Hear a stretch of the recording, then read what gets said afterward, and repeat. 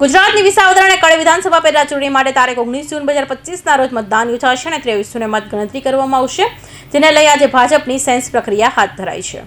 કડી ભાજપના ધારાસભ્ય કરશન સોલંકીનું ફેબ્રુઆરીમાં અવસાન થતાં કડી વિધાનસભાની સીટ ખાલી પડી છે.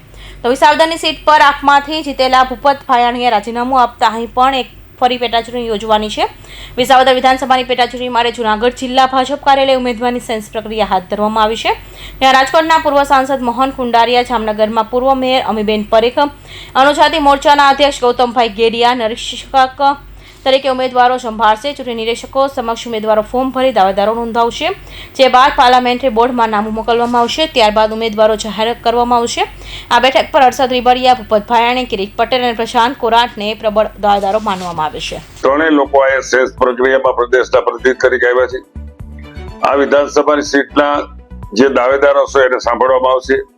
અમારે પાર્ટીના ચૂંટાયેલા પદાધિકારીઓ, તાલુકા પંચાયત હોય, જિલ્લા પંચાયત હોય, નગરપાલિકા હોય, એના પ્રતિનિધિઓને પણ સાંભળવામાં આવશે. પ્રદેશના હોદ્દેદારો હોય, જિલ્લાના હોદ્દેદારો હોય, આ બધા અમારા પદાધિકારીઓને પણ સાંભળીને જે કાંઈ નામોની ભલામણ કરવામાં આવશે એ નામો પ્રદેશ પાર્લામેન્ટરી બોર્ડમાં મોકલવામાં આવશે.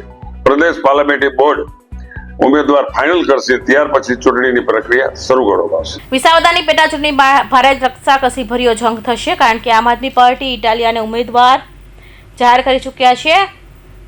આપે ઉમેદવાર જાહેર કર્યા બાદ કોંગ્રેસે પણ અહીં એકલ હાથે ચૂંટણી લડવાની જાહેરાત કરી હતી, જ્યારે પૂર્વ મુખ્યમંત્રી શંકરસિંહ વાઘેલાએ પોતાની પ્રજાશક્તિ ડેમોક્રેટિક પાર્ટીના ઉમેદવારની જાહેરાત કરી છે. કડી બેઠક માટે ભાજપના જિલ્લા પંચાયતના પૂર્વ પ્રમુખ પ્રહલાદ પરમાર, નગરસેવક અશોક પરમાર, જિલ્લા દિલ્હીગઢ રામભાઈ પરમાર, લોહર સરપંચ સુરેશ પરમાર તેમજ જોટાણાના રમેશ સોલંકીના નામથી કોઈને એક નામ પર મોહર લાગી શકે છે. કૌશિક પટેલનો report, Hind TV news, Surat.